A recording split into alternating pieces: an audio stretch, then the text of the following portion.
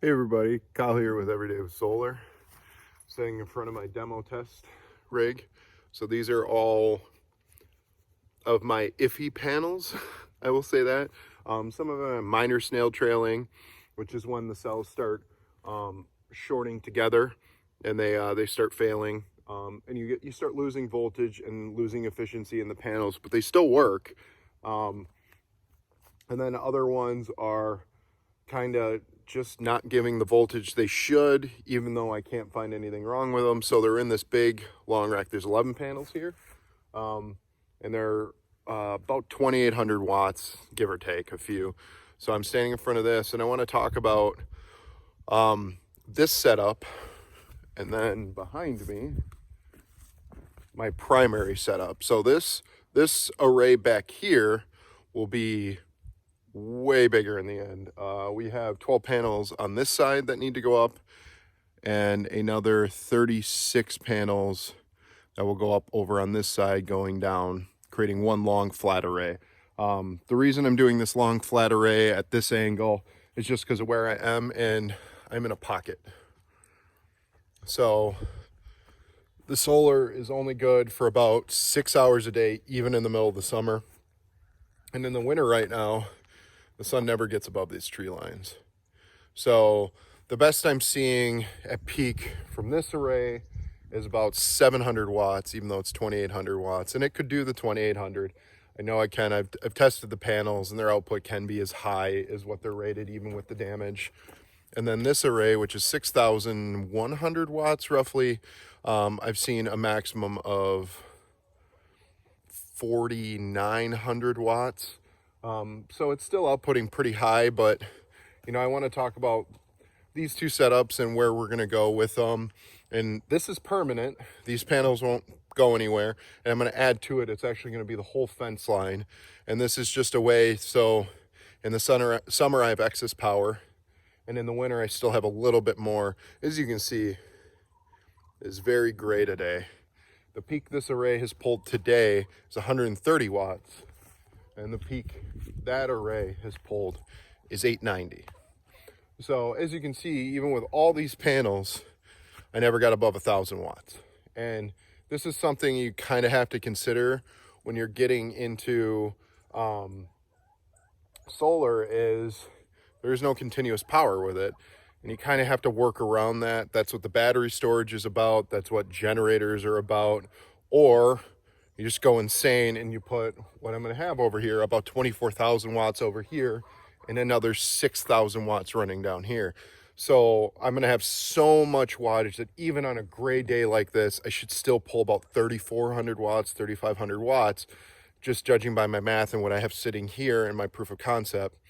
And that'll give me enough where even on these really gray days, I should still be able to put something into the batteries and still have something to use going forward. Now, this isn't saying that this is going to be enough to run my house and all the modern electronics in it, but it'll be enough where if I did have to run the generator, it would be very minimal.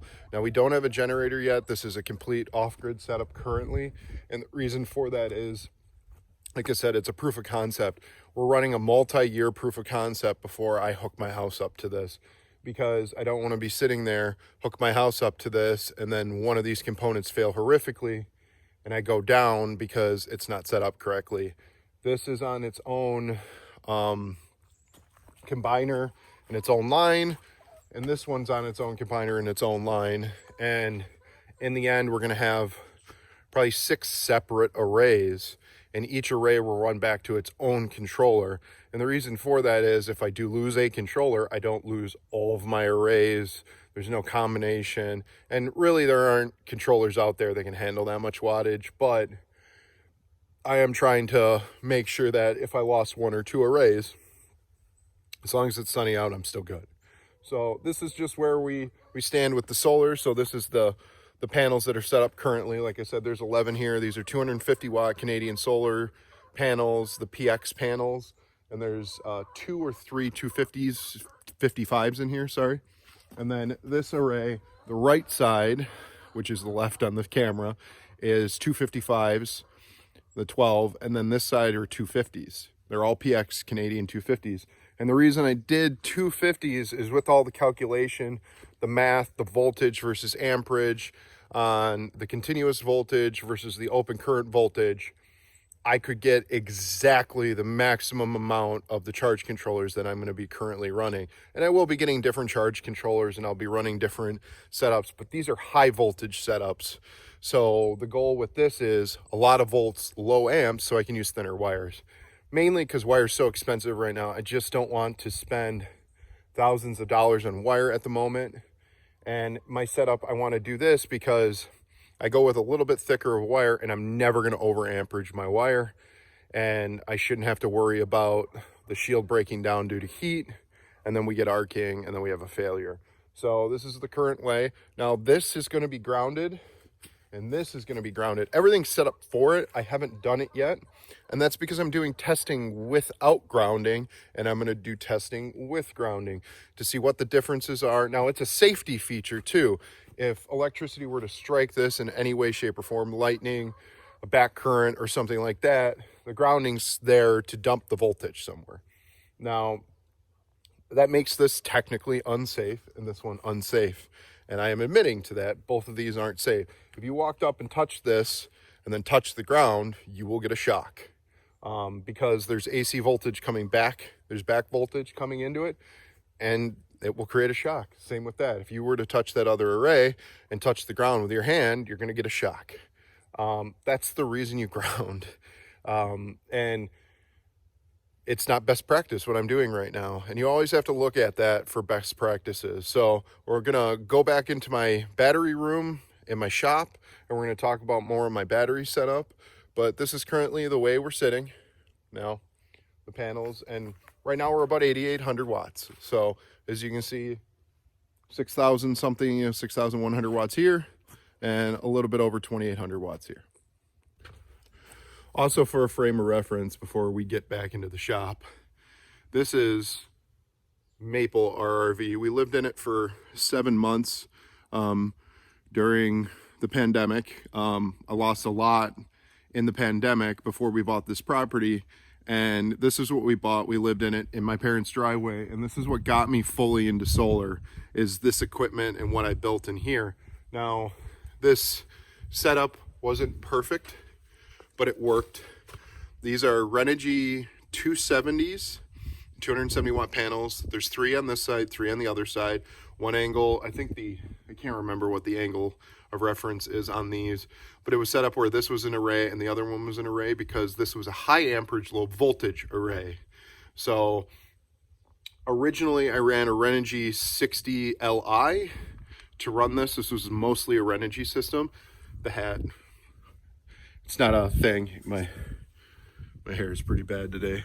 I have a few of these hats. I've gotten them through the DC Home app, through their arrays program, and bidding on them.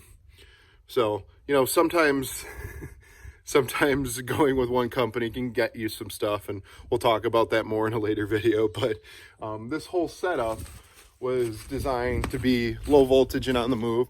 Yes, these panels, I made this whole rack and everything. It's been up here for almost 4 years now. There's a little bit of rust because my painting wasn't great on it. I welded and built all this myself. And this RV did 70 miles an hour, and this array never moved or had any issues. Air got under it. The panels didn't buckle.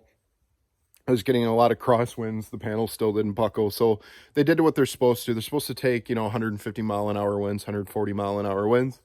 And they were handling it fine in this setup. There was no airflow off the top to direct it over it so it wouldn't get underneath. This is just a simple setup. And then in here, and it's mostly offline now, we have the setup itself, which isn't perfect, but right now I'm running 2 Victron 100 by 50s. So there's one right here, and then there's one over there on the other side of that fan. That fan was to circulate air in here during the winter because there's an inlet vent right here, and that was an outlet vent because we heated the space in the RV. It heated this space, and I had insulated the bottoms of both sides and in here. And then you have 2 Victron 24 volt chargers. Now this was so when I'm tied into grid, I never had to switch the system. I just plug it in, it would charge the batteries, and then the batteries, everything ran off the batteries. Now this is a super cheap 3000 watt 24 volt inverter. Actually, it's a 5,000 watt, sorry. It peaks at 10,000, and this ran perfectly. It's got 2 fans in it, and it always ran fine. We never had any issues. It was a little loud, but we never had any problems with it. And then from the ceiling, you could see we've got 2, I think these are 8 gauge wires running down, came in from the outside, and then you have the primary for the RV, which was 10 gauge. So all this ran fine. We never had an issue with it, but I still had to plug in to shore power for really bad days when we used too much electricity. So if we used our Instapot or something like that, and we had, you know, a couple of, what were they? A couple of batteries, you know, the lithium batteries that you could plug in, and they worked fine. But this was the setup we ran for years. It's still in here. These are all lead acid. They're 12 volt, 100 amp hour Windy Nation batteries, and there's 8 of them in there, and then they're in parallel and then series. So it created 4 100 amp hour 24 volt batteries, and they ran fine. We never had any issues. This froze multiple times. It got down into, I think, -5 in there Fahrenheit, and we never really had issues. The batteries actually ran more efficient when they were cold, but we did decay the batteries quite rapidly because I discharged them way too low. The depth of discharge on lead acids versus lithium is a really big thing that you need to look into. And I didn't do my research very hard. I knew about it through cars and stuff like that, that once you get below 50%, and really, if you really think about it, it's about 60% because of the curve. You start doing damage to the chemicals in the batteries, and the lead will sulfate. It gains sulfate on the outside of the lead, and the lead becomes less efficient with the acid in the battery, and the battery itself just can't store potential energy very well. Now you can desulfate them through a cycle. I always forget what it's called. I don't know everything about this. I haven't touched lead acid in 5 years, for 4 years since, we stopped using this RV. But you can run a cycle and it can kind of bring your batteries back, but it's not the best. And these are sealed AGM batteries. So, it's you can get a lot out of them, but what you do run into is eventually the batteries become weaker and weaker and weaker. You still have the high potential energy, but the moment you get beyond a certain point, they start dropping very drastically, and they empty very quick. So right now, if we drop this whole system below 70%, it starts to become extremely inefficient. The voltage starts dropping, and the inverters don't run.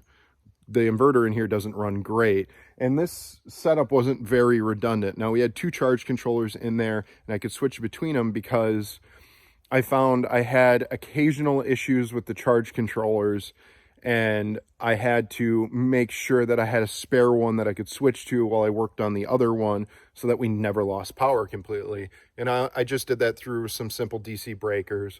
So I could have one off, one on, flip the one off, flip the new one on. You can bring them both on at the same time. It's not a big issue, but I had both the panel sets running into both charge controllers. So what would happen if there was power on them, it tries to split the energy coming from the panels. It tries to pull too much, and you're going to short your panels. And I didn't know this, but read about it. And then I found that can be an issue. You basically, panels aren't like batteries in the aspect of their stored energy and they put it out. They work on request almost. So as you load them up, they put out more and more. And what ends up happening is you can load them up too much, and they can try to give too much voltage, and it just doesn't go to the right places. You have issues. This was just something I didn't know about.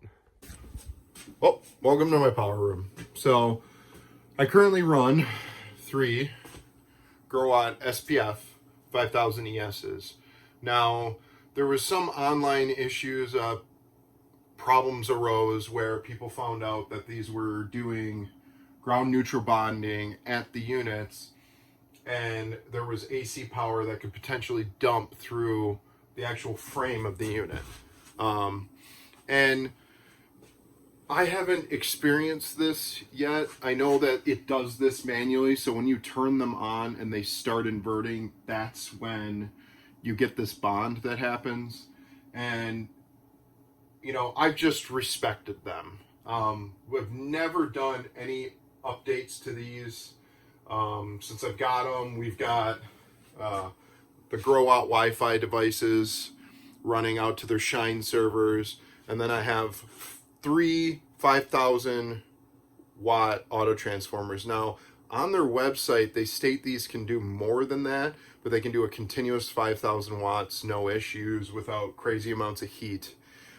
Each one of these has a temperature sensor within them that I have installed that is run off of my Serval. And really, I only use the Serval for temperature setting, like temperature monitoring. And I do run a Victron Smart Shunt. I do believe it's a 712. And it's not accurate. Now, let's talk about that. So, the accuracy in the shunt is limited.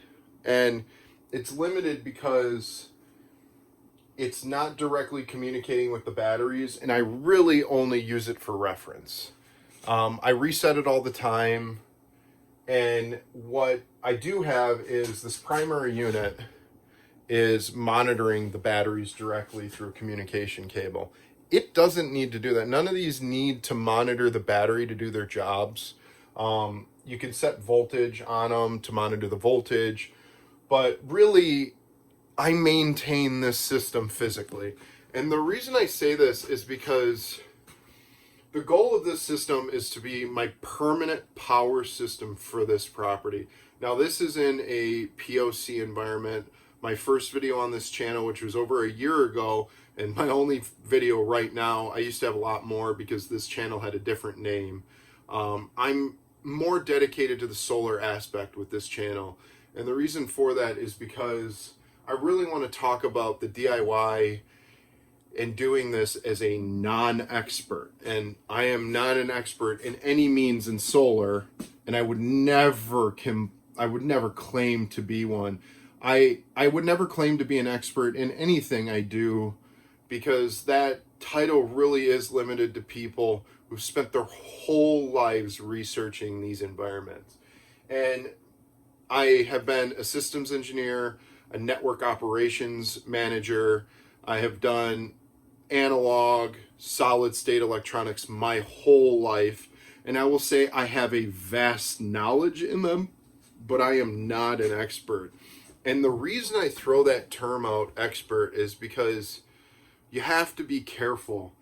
I have done years of research in these systems, and what I have found is mixed.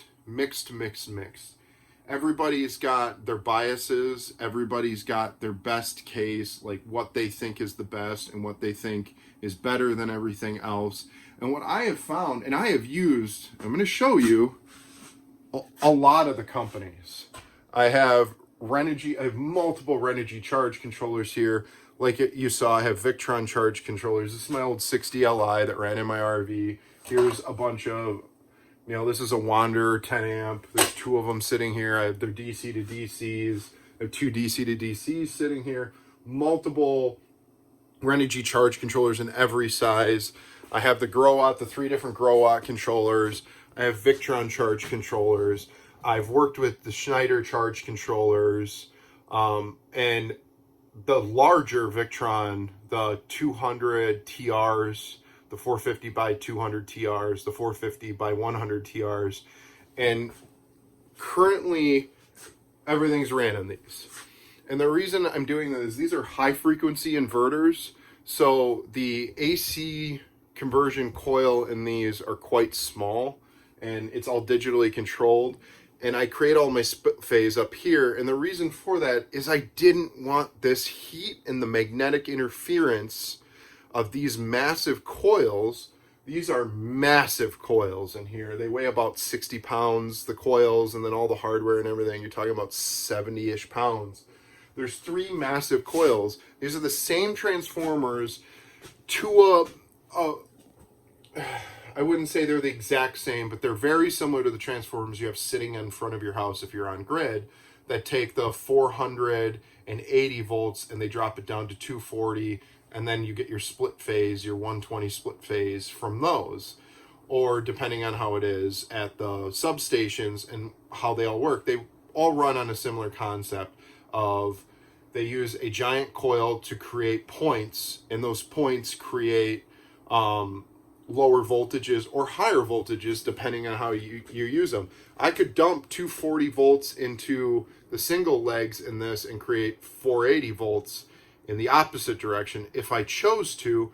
They're not designed for it, but they can do that because it's just a simple electronic concept of how coils work in induction. And I don't claim to know anything about that. I just know how they somewhat work, and I did a decent amount of research to know that having these in here can potentially create problems, because if you get backfeeding, you get a lot of electromagnetic interference, and that interference can mess with the electronics in these. And that is the other reason why this room only does this.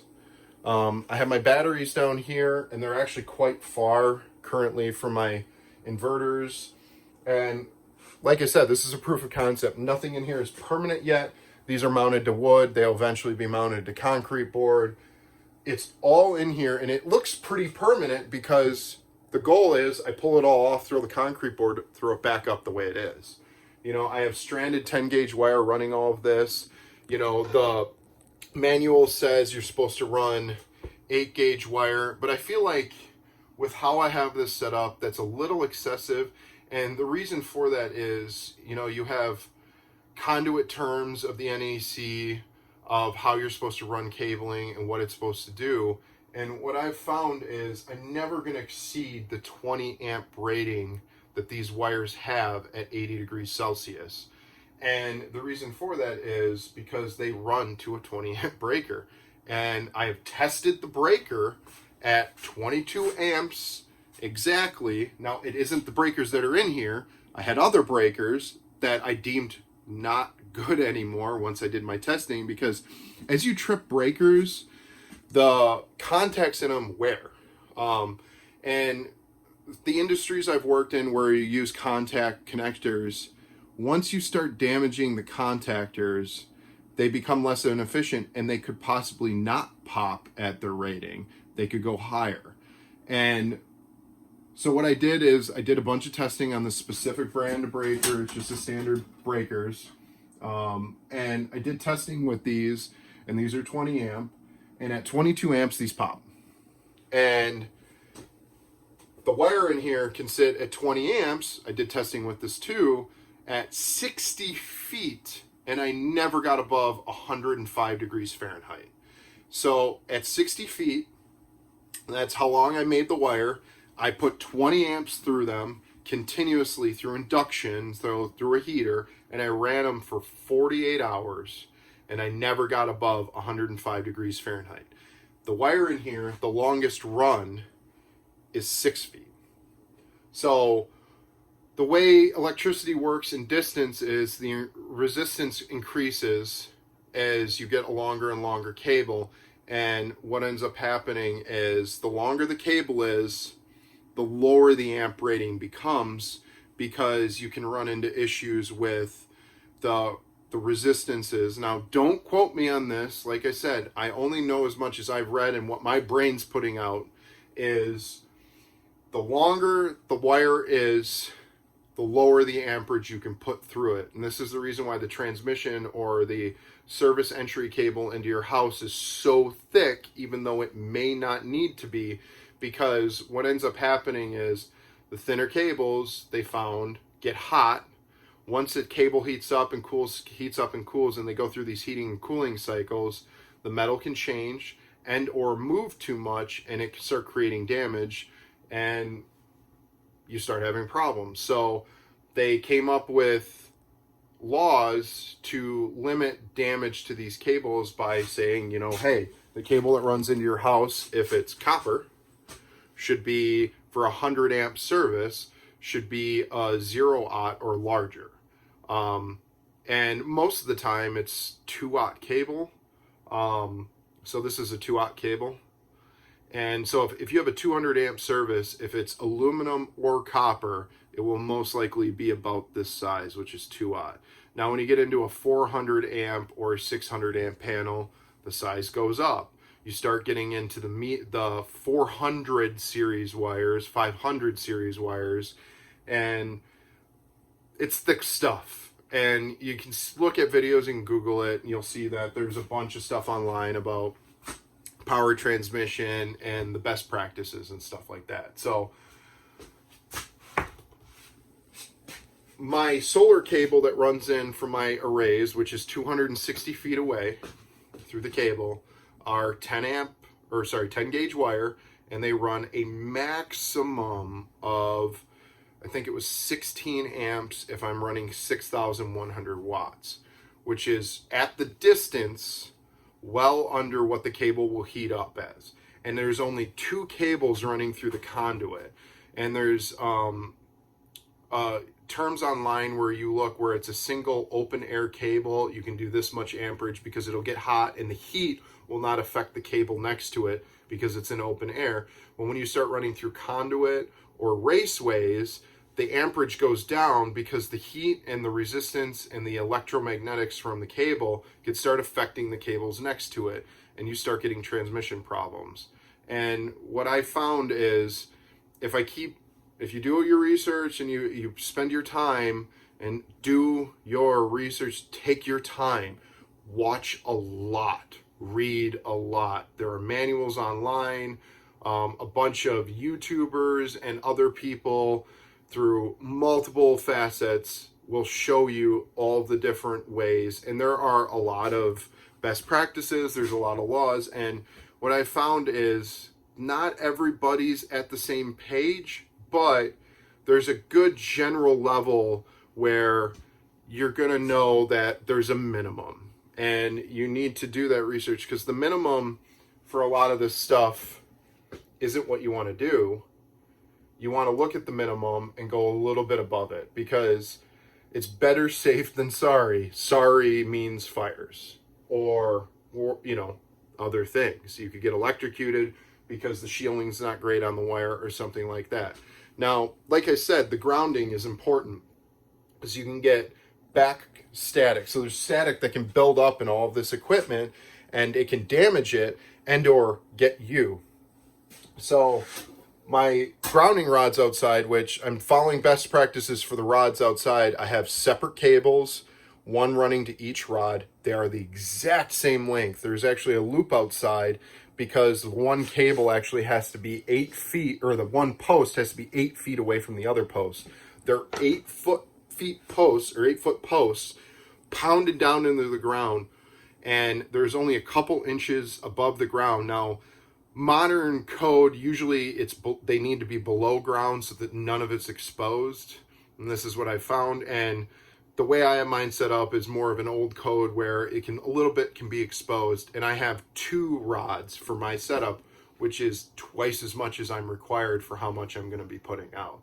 And the reason for this is I just don't want to risk it. If you have more grounding, there's more, the power has an easier route out. And that's what grounding's all about. It's all about giving the electricity through a fault an easier route out than you or your equipment. And you don't want it to go through you or your equipment. So all my stuff comes back to my single point, and then I have a primary which will run into my equipment and everything. And as you can see currently, nothing's connected because all my equipment's going to go to this one, and then I'm going to have a either 6 or 4-aught cable running from here to this. And the reason I'm doing that is so that I have a point of disconnect. I can just pull it, and so I have a test point, so I can test right at the cables coming in, and I can add 2 more grounding rods to this side and not affect my internal grounding side. So I don't have to take any of these out or move it later. It will all be ran through this.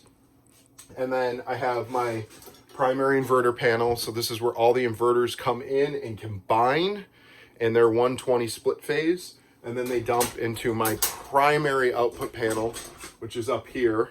And you can see there's inverter primary. If I were to flip this breaker, the entire house would, or sorry, the entire garage and shop would shut down. But this would still be live. And one of the things I'm setting up in here is it's going to be very similar to how a power plant is set up, and I'm going to have dead man lights. It's different in power plants, but a very similar concept. So there will be 2 lights in here directly connected to the 240 volt side of this panel. And what I'm going to do is, the reason there's 2 is if a bulb burns out, and this is kind of one of those things where better safe than sorry, and redundancy. So in the aspect of trying to protect yourself for redundancy and safety, I wanted to create 2 bulbs. If one bulb is out, then a bulb's burnt out. If both bulbs are out, hopefully I've been checking it enough where I know the power's out. Everything will be off in here, but I'll also know that the power's out 100% of the time. And the reason for that is I don't want somebody coming in here and looking around and there's no power on in here, but one of those lights are on and they go touch the panel and they electrocute themselves. That's what this is all about, is the safety. There will be signs in here that say, if one or both lights are on, power is on, panel is not safe. And the reason for that is someone comes in here, they know that the panel's not safe if both of those lights are on. If the inverters are off and those lights are off, the panel's safe. I have, it's reverse, but this is danger, 480 volts. Why? This is a 500 volt system. In this panel, there is 480 plus volts. High arc, high kill rate. You touch this, you do the wrong thing in here, it can hurt you. And not only hurt you, it can kill you. So these are the primary disconnects in the building for the solar. I have at each array primary disconnects as well. And then I have temperature sensors right here. This is the AC unit for the summer. This is its little controller. And then I have a just general temperature sensor right here. And that's one of the big things I have because I have lithium batteries. There's 3 spots in this room that have temperature sensors that I can check at all times. There's one right at our battery set. These are EG4LLs. I like these batteries. They're quite good. The balancing on them is quite good, and I haven't had any issues. But you can't get these anymore. These are their version 1s. Their version 2s and their version 2Ss are a little different. And to be very honest, I don't like them very much because of where they have put the power connections. And I'll go into a different video because they're so close to these rails. It's a little scary if the cable were to fail or a crimp were to fail, they can drop, and I don't like that. And they're right next to the communication ports as well. So the communication's right here and the power's far away. It's just, it seems like not a great design, but I'm not a design engineer, so I don't know why they went this way.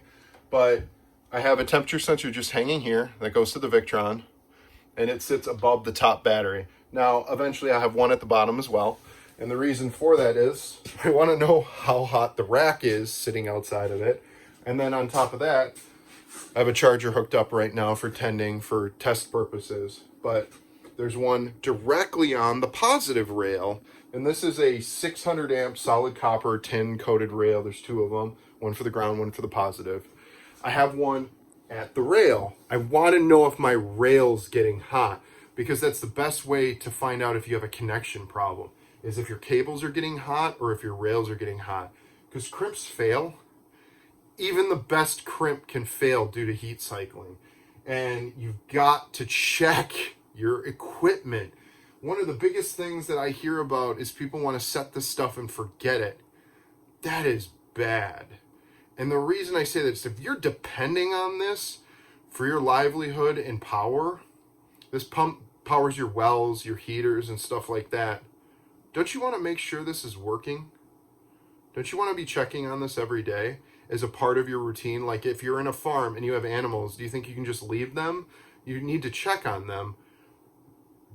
There's people checking the grid 24/7 every second of the day in most facilities. Why would you want anything other than that in your house on a primary major system? If you're running 2 batteries and it just runs a tiny little shed and that's all it's doing, I can understand the set it and forget it. But if you're running your entire property, if this is meant to be an off-grid, you live this way, you should have a daily routine of checking your equipment. And the reason I say this is I've worked in IT for a lot of years, and I currently do still work in an electronics field. And one of the biggest things I find is that you get complacent, and complacency kills. And I'm not saying people, it kills equipment. You get really complacent about this, and one of these fans fails.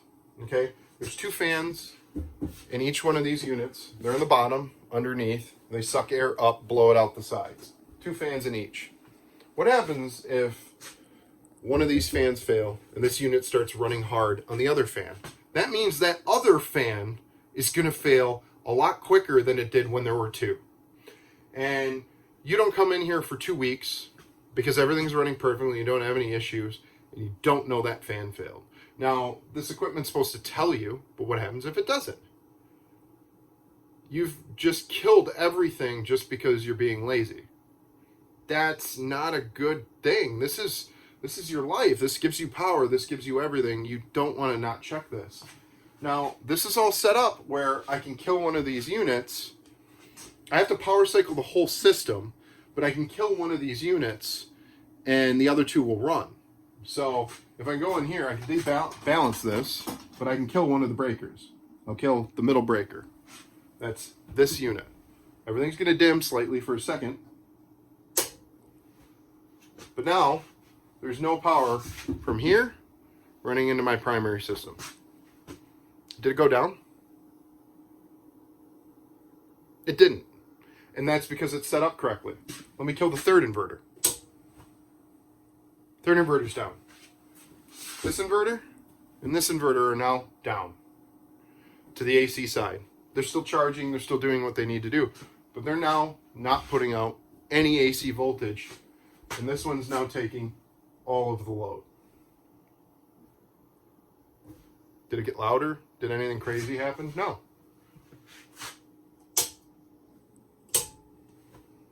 Everything's back on. That's how this is set up, so you can do a little bit of maintenance. You don't get backfeeding into the AC side. I did this because I wanted to make sure that maintenance is important. Service electrical disconnect, right here. Solar disconnect, right here. I'm the only one that's ever going to be in this room. Maybe my wife, maybe my child one day. Why would you put all this here? Well, if you have that bad moment and something, say like a fire starts in here and it's an electrical fire and a firefighter comes in here, are they going to know how this equipment works? No, but they know what that means. They know what an electrical service main disconnect is. And they know that if they throw all those breakers in a main service disconnect, the rest of the building goes down. So if I have an electrical fire in the other room, they run into this room and they find it, they know they can cut the power through right there. Same thing right here. We have a solar problem. They run into this room. They know that's the solar disconnect for outside. And then on the outside of this room, through the main door, the only way into this room, what's that? A bunch of signs telling them what's in here. This is an electrical room. Unauthorized people keep out. High voltage, because there's a high voltage system in here. And it's in both Spanish and English, because I'm not going to get somebody hurt because of my mistakes. I want people that come into this room to know that this is the electrical room for this property and that there's high voltage in this room as well. Not just standard electrical, but high voltage. That high voltage is the solar. This is a door that is always shut. There's a camera in here that immediately alerts me if anybody's in this room. I've had pop-ups on this screen for the last 20 minutes, 25 minutes I've been recording this video because I'm in this room. And that alerts me in my house. So if my kid were to be playing outside, walk out, come into this room, I would immediately know. She knows never to come in here. She's old enough to listen to me, hopefully.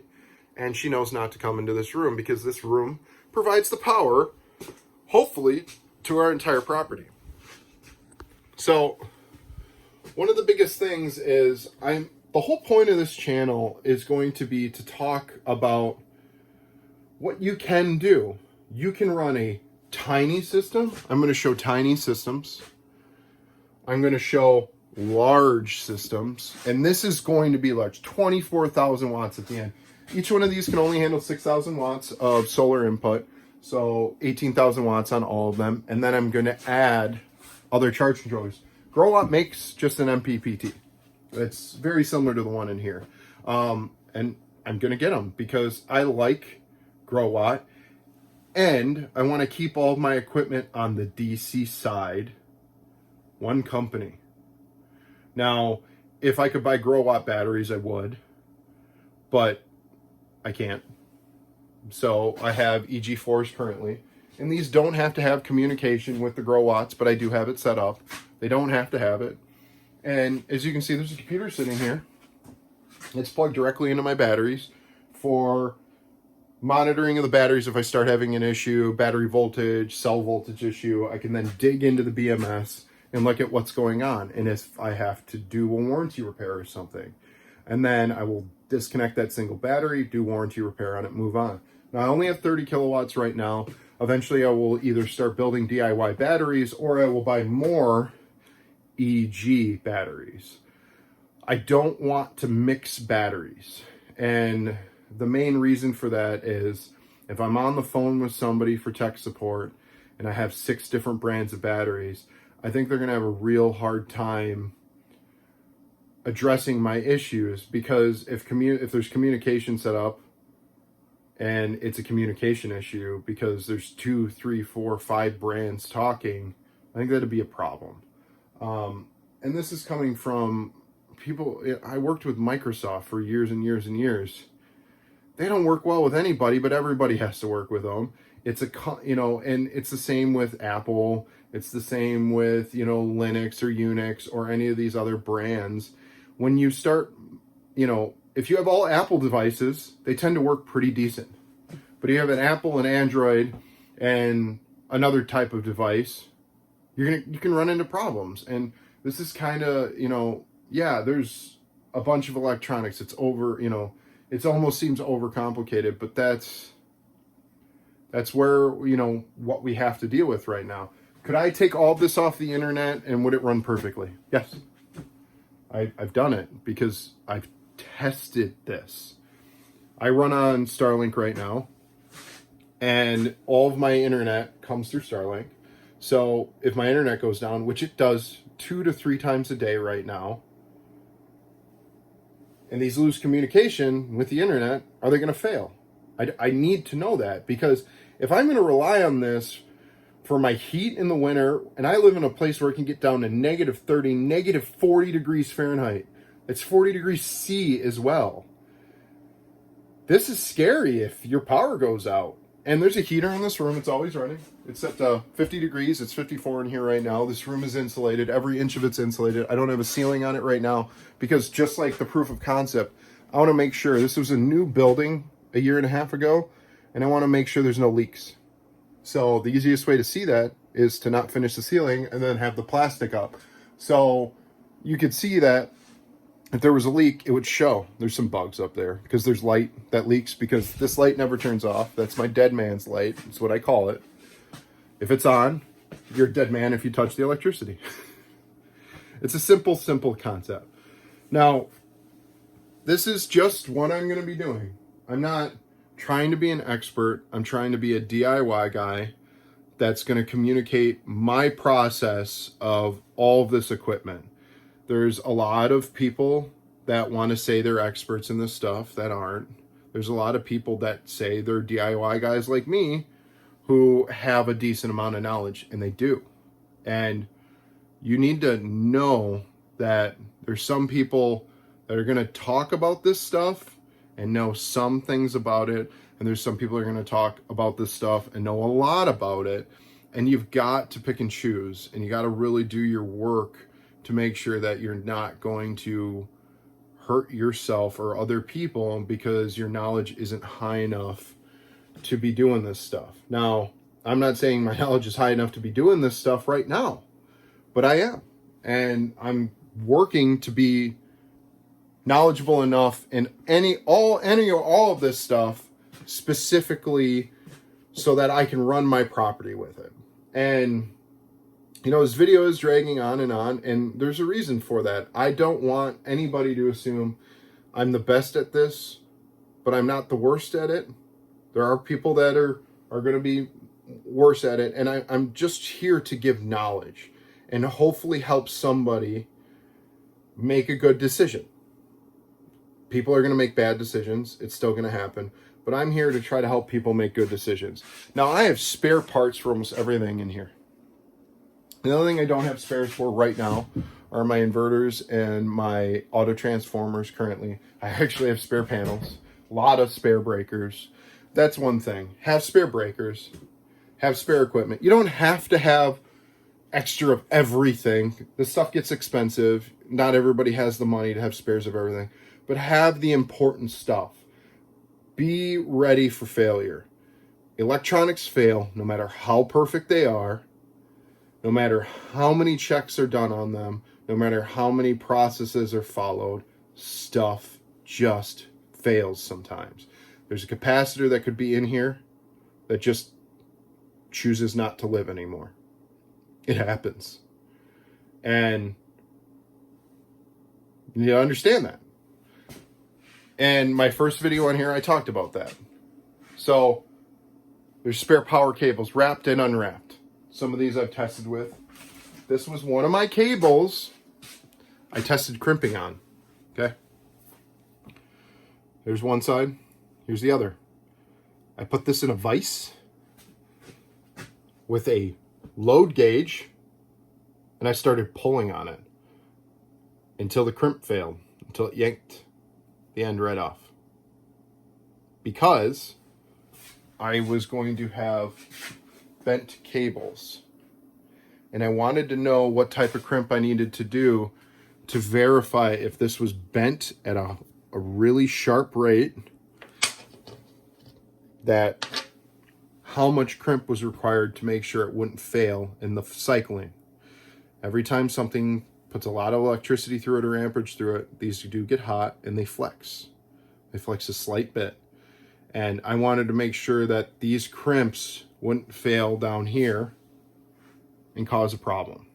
That's also the reason why my rails are still in their plastic. You need to make sure, I have my top one open right now, but you need to make sure that these rails are covered, because if one of those crimps did fail and it dropped, that's an immediate ground.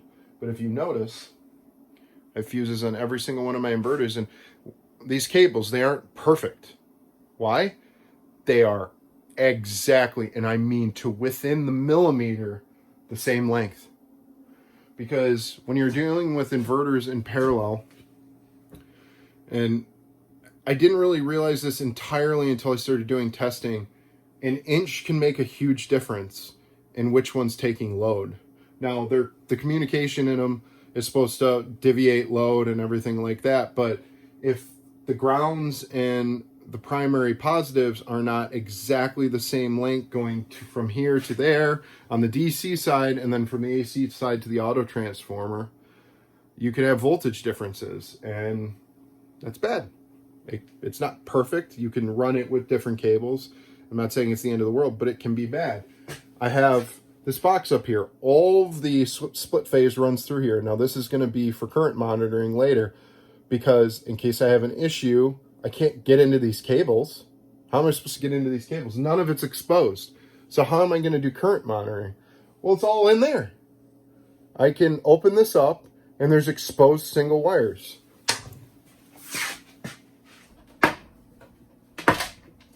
There's screws in here right now.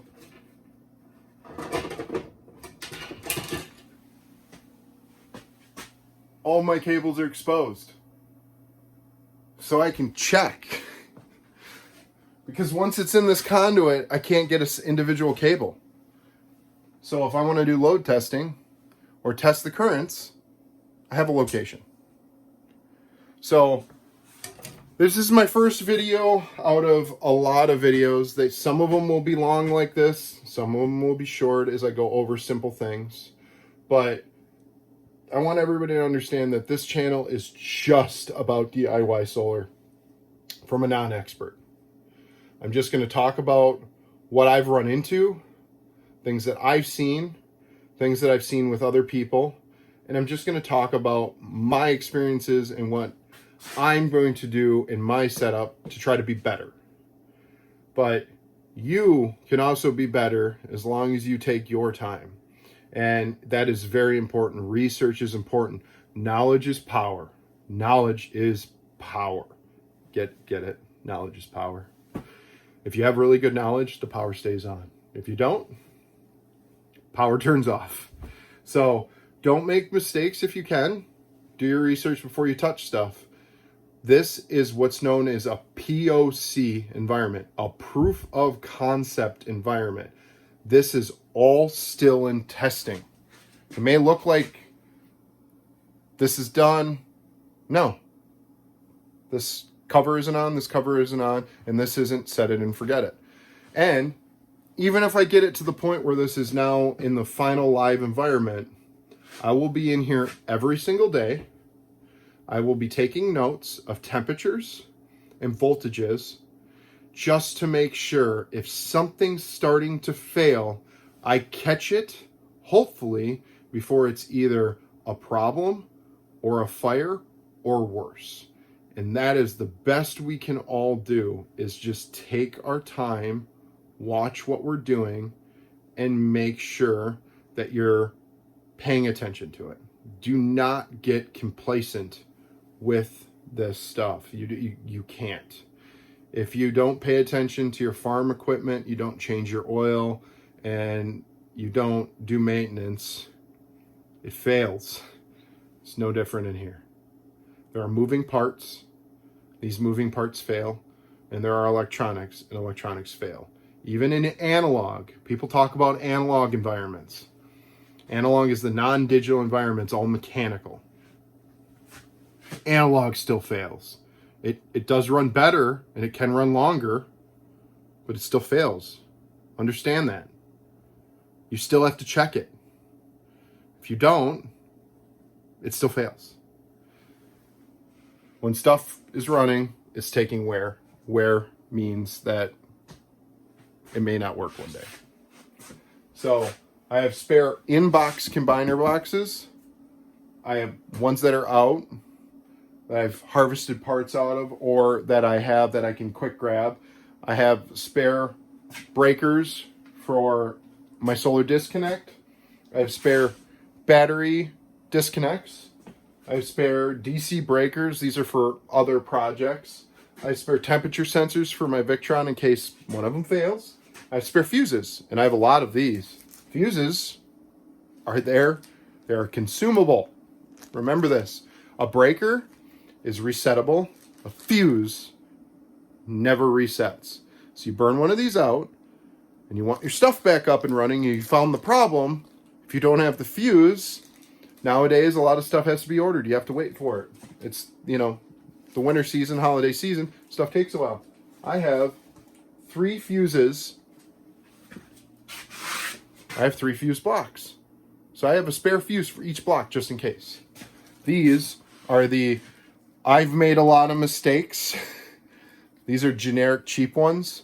These are to get me going in case I do have to order something. So if I burn through one of these fuses, I'm going to order another one.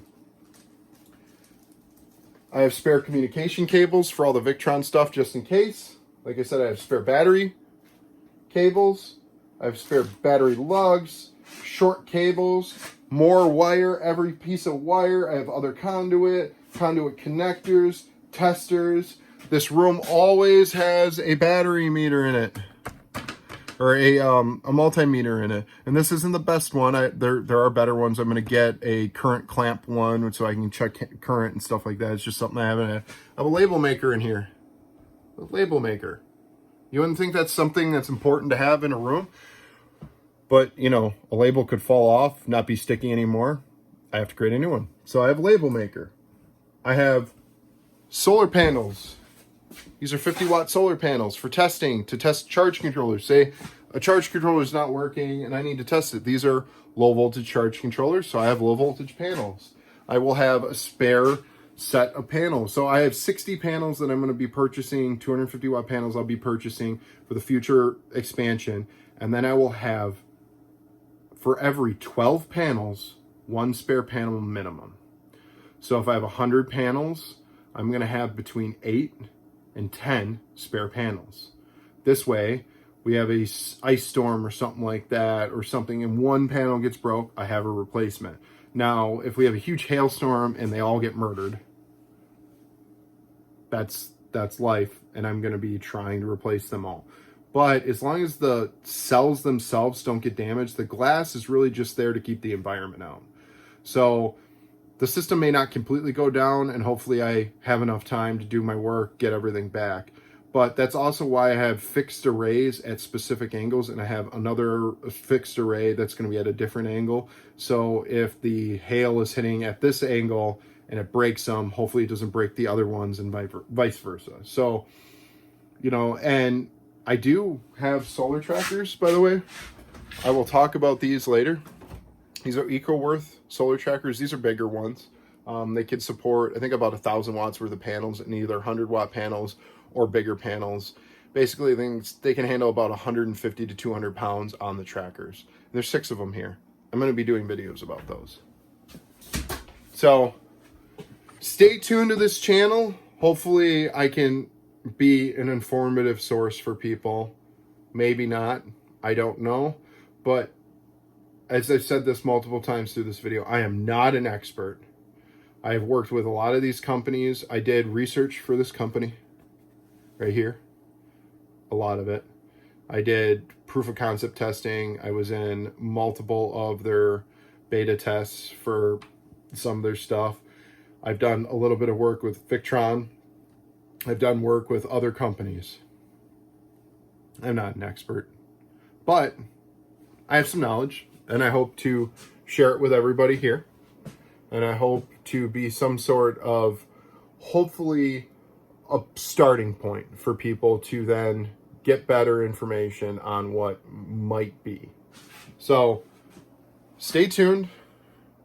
There will be more on this, more on my testing, more on these smaller systems, but stay tuned. Thank you, everybody. Hopefully you learned something.